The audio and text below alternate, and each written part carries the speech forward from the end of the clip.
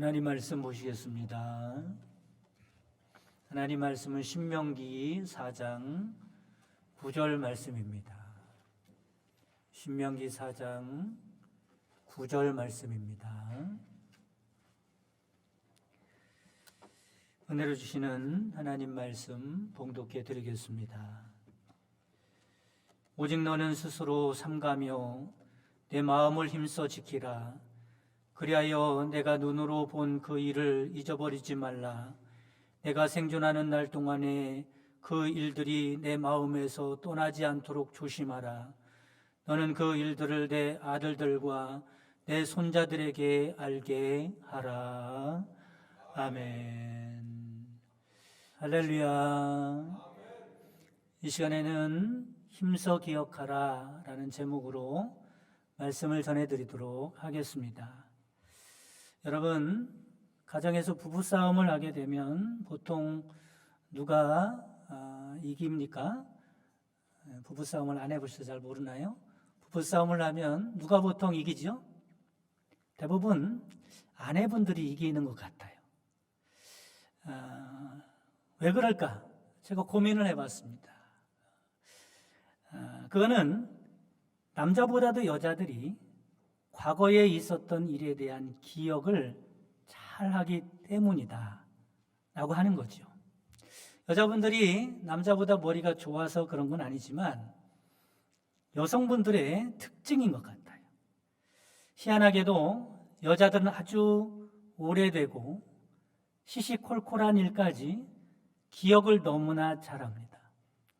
특히 자신에게 서운하게 했던 일은 절대로 잃어버리지 않고 다 기억하고 있죠. 남자들은 벌써 다 잊어버리고 털어버렸는데 전혀 생각이 안 나는데도 여자분들은요, 마음 한구석에 그것을 담아두고 있다가 필요할 때 꺼내서 무기로 사용합니다. 그러니 부부싸움을 하게 되면 단순한 남자들은 여자를 이길 재간이 없습니다. 여자들이 마음에 담아뒀던 것을 남편하고 싸울 때 한 가지, 두 가지 그렇게 끄집어내면서 공격을 하면요, 남편들은 속수무책으로 당할 수밖에 없지요. 이건 절대로 저희 집 이야기는 아닙니다. 절대로 제가 그렇게 당해서 억울해서 이런 말씀을 여러분에게 드리는 건 아닙니다. 그런데 여자분들은 이렇게 잊었으면 좋을 법한 캐캐 묵은 옛날 일들은 잘 기억하면서 남자보다 심한 게 있는데 그게 뭐냐면 건망증이 심한 것 같아요. 건망증이 심한 아줌마가 누뚱이를 낳았습니다. 얼마나 좋겠어요. 조금 나이가 있는 그런 아주머니가 누뚱이를 낳은 거예요. 친구들이 신기하기도 하고 아기가 궁금하기도 하고 그래서 그 집에 구경하러 왔습니다. 그런데 이 아줌마가 굳고 안 된다는 거예요. 아기를 보여줄 수 없다고 이야기를 하는 겁니다. 친구들이 아니 왜 안 보여주냐고 섭섭하다고 보여달라고 말을 하죠. 그러자 아줌마가 일부러 안 보여주는 건 아니고 아기가 울면 보여주겠다는 겁니다. 친구들이 이상하잖아요.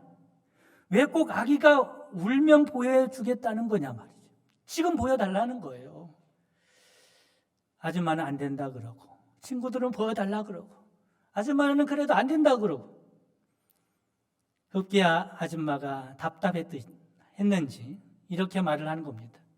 나도 아기를 보여주고 싶지만 아기를 어디다 놨는지 도대체 기억이 안 나서 아기가 울어야 나도 찾을 수 있다고, 그래 내가 아기가 울으면 내가 보여줄 수 있다고 그렇게 말을 하더라는 거죠. 그런데 여러분, 이미택 씨가 쓴 망각의 즐거움이라는 책 중에 이런 말이 나옵니다. 하나님이 우리에게 준 놀라운 선물 중에 하나는 망각이라는 선물이다. 만약 아프고 쓰리고 슬픈 기억들을 전부 다 기억하고 산다면 얼마나 끔찍할까. 하나님께서 주신 망각의 선물이 없었더라면 우린 제정신으로 살 수 없을 것이다. 망각의 복이 없다면 여자는 출산의 고통 때문에 절대로 둘째를 가질 수 없을 것이다. 이런 말을 했습니다.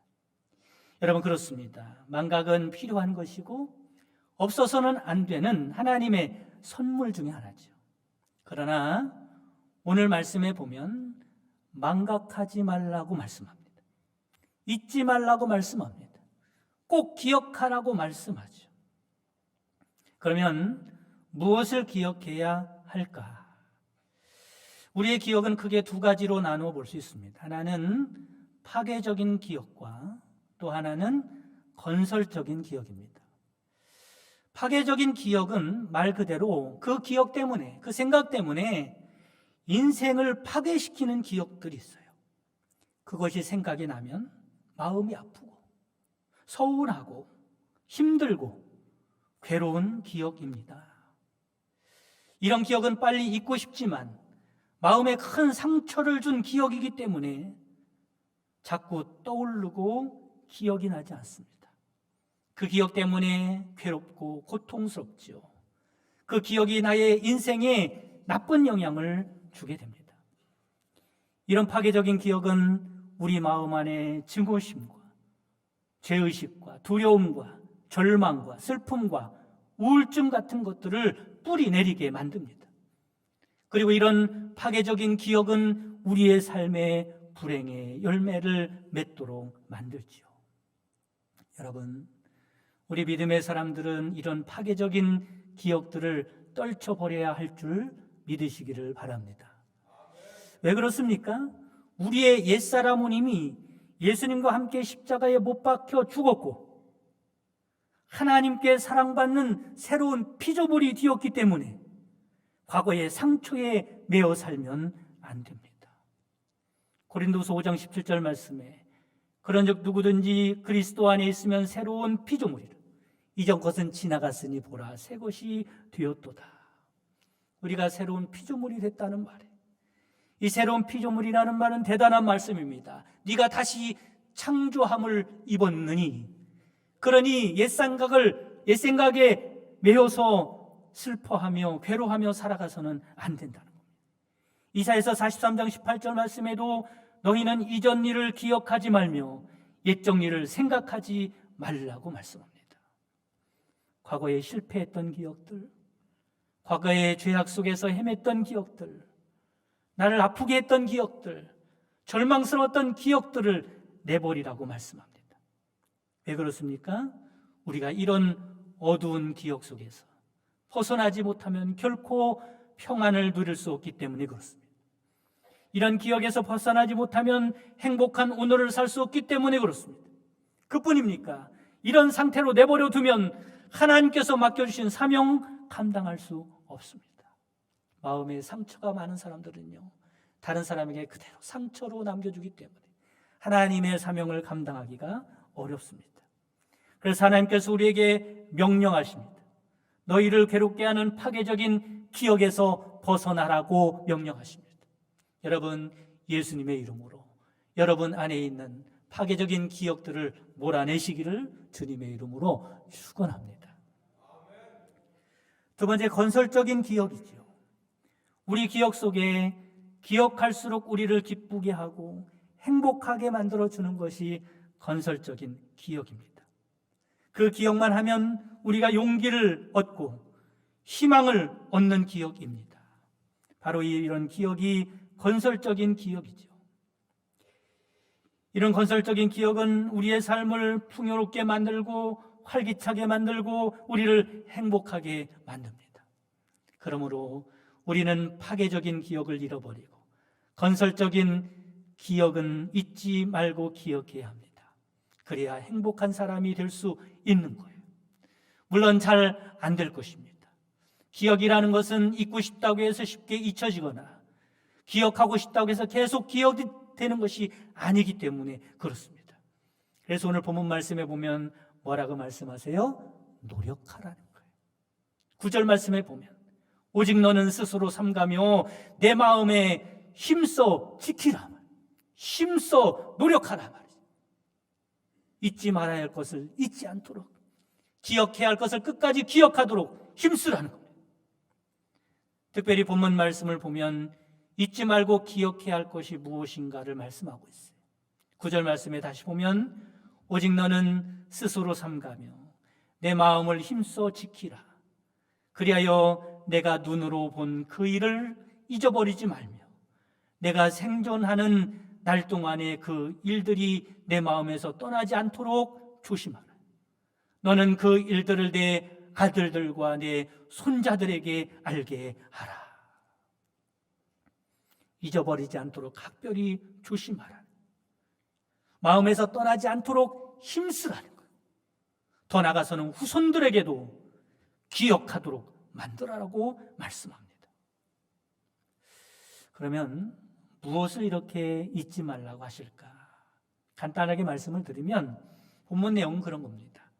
하나님께서 지금까지 이스라엘 백성들에게 보이셨던 놀라운 일들, 하나님의 은혜를, 하나님의 사랑을 잊지 말라는 겁니다. 너희들이 어떻게 구원받았는지 잊지 말라는 거예요. 내가 너희들을 어떻게 구원해냈는지 잊지 말라는 거예요. 호렙산에서 만난 하나님을 잊지 말라는 거예요. 그때 하나님이 어떤 분이었는지, 하나님께서 무슨 말씀을 주셨는지 잊지 말라는 겁니다. 광야길을 가는 동안에 어떻게 먹였고 어떻게 입었고 어떻게 여기까지 오게 됐는지 지금까지 살아온 인생을 뒤돌아보면서 하나님의 놀라운 사랑에 대해서 절대로 잊지 말라는 겁니다. 한마디로 말씀을 드리면 구원받고 지금까지 지내온 하나님의 사랑과 은혜를 잊지 말라는 거죠. 이 말씀은 지금 우리에게도 그대로 하시는 말씀입니다. 구원받은 은혜, 지금까지 지내온 하나님의 은혜를 힘써 잊지 말지어다. 요즘 대신방 기간이라 대신방을 하면서 느끼는 것이 있는데 그게 뭐냐면 신앙의 연륜이 오래된 분일수록 인생을 뒤돌아볼 때 모든 것이 하나님의 은혜라는 그 고백이요 분명하고도 확실하고도요 크다는 것을 알게 됩니다. 왜 그래요? 그만큼 하나님께 받은 은혜가 쌓여서 너무 많기 때문에. 젊었을 때는 바삐 사느냐고 몰랐었는데 나이가 들면서 또는 신앙 연륜이 쌓이면서 뒤를 돌아봤더니 다 하나님의 은혜였다고 눈물을 흘리면서 고백하는 것을 보게 됩니다. 여러분, 바로 이것입니다. 우리를 구원하시고 때마다 베푸시는 하나님의 은혜가 얼마나 큽니까? 이 하나님의 놀라운 은혜를 잊지 말고 기억하도록 노력하라고 말씀합니다. 이렇게 하나님의 은혜를 잊지 않고 기억하고 또 기억하면 그 은혜는 점점 쌓여서 눈덩이처럼 불어날 것이고, 그리고 이것이 우리의 믿음이 되어 기적과 같은 일이 일어나게 된다는 것입니다. 저는 이런 하나님의 은혜에 대한 기억을 단순한 건설적인 기억 중에서도 구별하여 창조적인 기억이라고 하고 싶습니다. 여러분에게 이런 창조적인 기억이 많아지시기를 주님의 이름으로 축원합니다. 그렇다면 하나님의 은혜를 기억하면 어떤 창조적인 일이 일어나게 될까?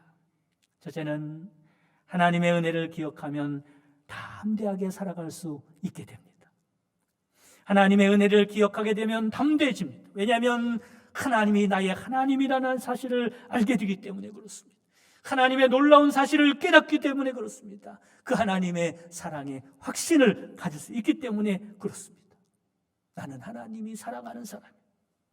하나님이 나를 위하시니 누가 나를 대적할 것이냐. 로마서 8장 31절에서 39절에 이런 말씀이 나옵니다. 만일 하나님이 우리를 위하시면 누가 우리를 대적하리요. 자기 아들을 아끼지 아니하시고 우리 모든 사람 위하여 내주신 이가 어찌 그 아들과 함께 모든 것을 우리에게 주시지 아니하겠느냐. 이 은혜는 사도 바울만 받았나요? 그렇지 않습니다. 이 은혜가 우리의 은혜인 줄 믿으시기를 간절히 바랍니다. 누가 우리를 그리스도의 사랑에서 끊으리요?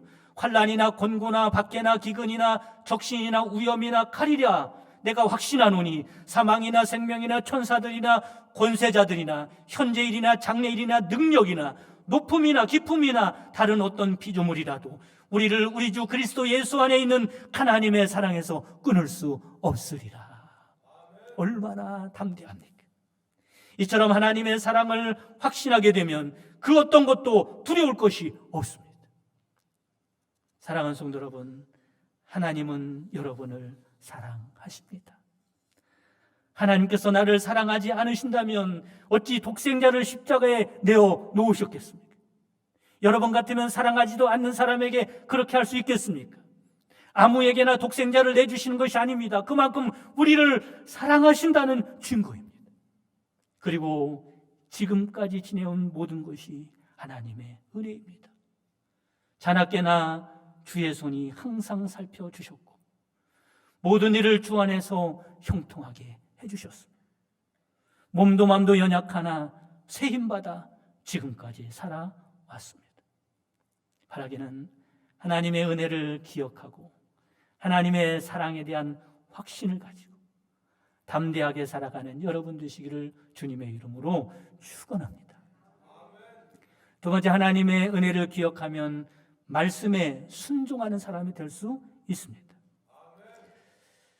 어떤 책 서문에 봤더니 이렇게 기록을 하고 있습니다. 인간과 다른 생물들과의 다른 점은, 인간과 다른 생물들과 다른 점에 대해서 말하는 거예요.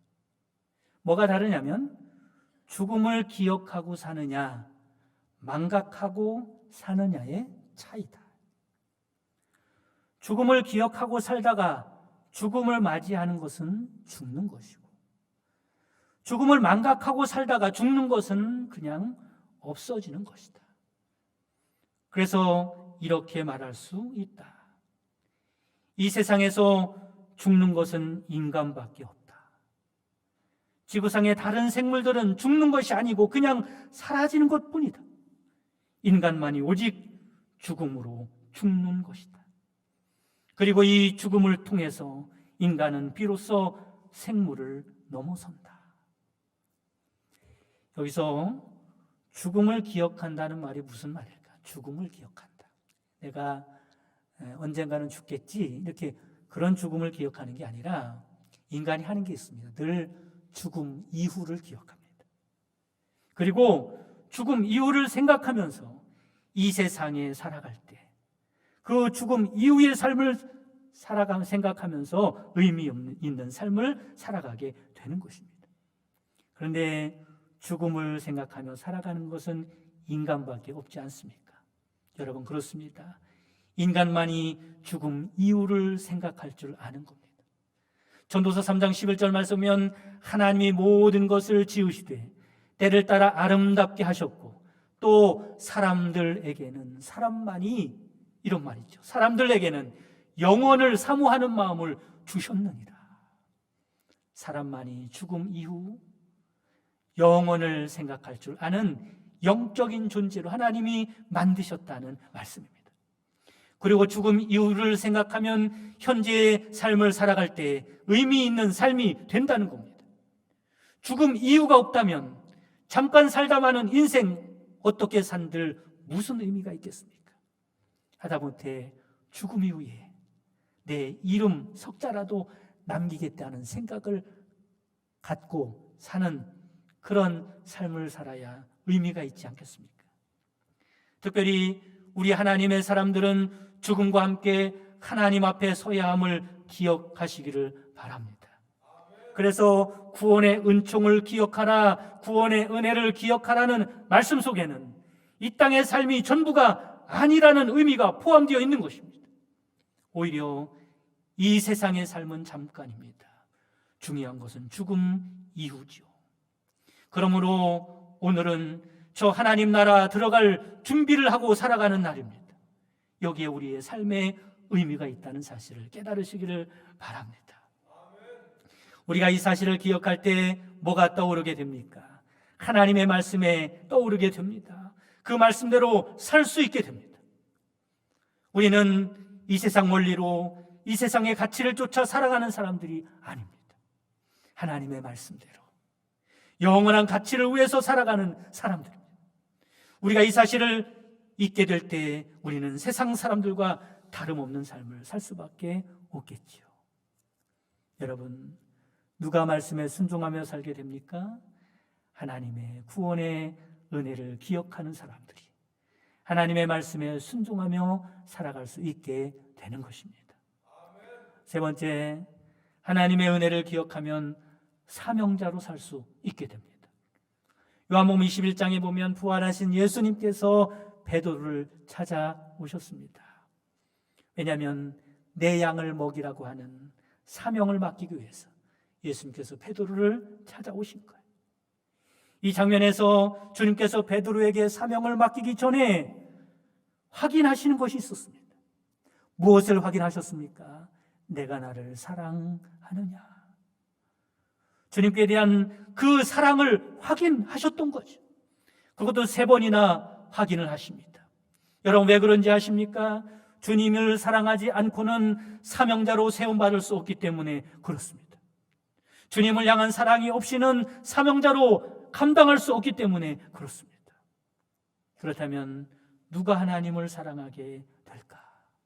바로 하나님의 은혜를 기억하는 자들이 하나님을 사랑하게 되는 것입니다. 시편 116편 12절 말씀과 같이 하나님의 은혜를 기억하면서 내게 주신 모든 은혜를 내가 여호와께 무엇으로 보답할까 고민할 줄 아는 사람이 사명자의 삶을 살아갈 수가 있는 것입니다. 영국의 선교부가 아프리카에서 선교 활동을 할 때 일입니다. 부둣가에 나가서 전도를 하고 있는데 마침 배로 팔려가는 흑인 노예들을 발견하게 되었습니다. 20명가량이 됐는데 그 20명의 노예로 팔려가는 흑인들을 다 구원해낼 수는 없었어요. 왜냐하면 그들이 놓아주지 않을 것이기 때문에 그렇습니다. 그런데 그 중에 아기가 있는 것을 발견하게 되지요. 선교사들은 그 아기를 보면서 말을 합니다. 이 아이는 배에서 노동하기가 불가능하니 우리에게 파십시오. 어렵게 흥정을 해서 그 아이를 구해냈습니다. 그리고 선교센터로 데리고 와서 함께 지내게 되지요.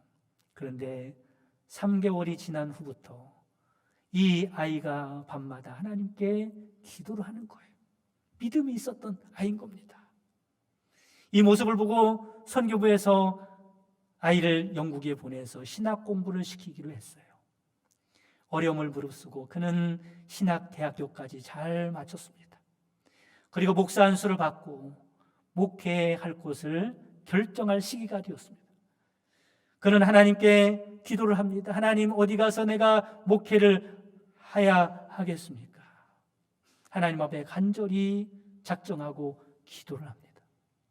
그런데 기도를 하면서 생각해 봤더니 만약 그때 하나님께서 선교사를 통해서 나를 구원해 주지 않았더라면 지금쯤 노예로 죽도록 일만 하다가 병들어 물에 던져져 물고기 밥이 되어 있을 신세가 아닌가. 그런데 하나님의 은혜로 구원받아서 흑인으로서는 할 수 없는 최고의 공부를 했고 하나님을 만났고 복음을 전하는 목사가 되었으니 주여 저를 어디로 보내시렵니까? 원하신다면 나의 고향 아프리카 나이지리아로 보내서 나를 복음 증거자로 사용하여 주옵소서. 목숨 다하는 날까지 하나님을 위하여 일하겠나이다. 소원 기도를 했습니다. 마침내 그는 소원한 대로 속 나이지리아에 가서 복음을 전하게 됩니다. 그가 바로 나이지리아에 큰 부흥을 일으켜 얻었던 에디 자이라고 하는 목사입니다. 여러분, 이처럼 하나님의 은혜를 기억하고 하나님을 사랑하는 사람이 사명을 감당할 수 있음을 믿으시기를 바랍니다.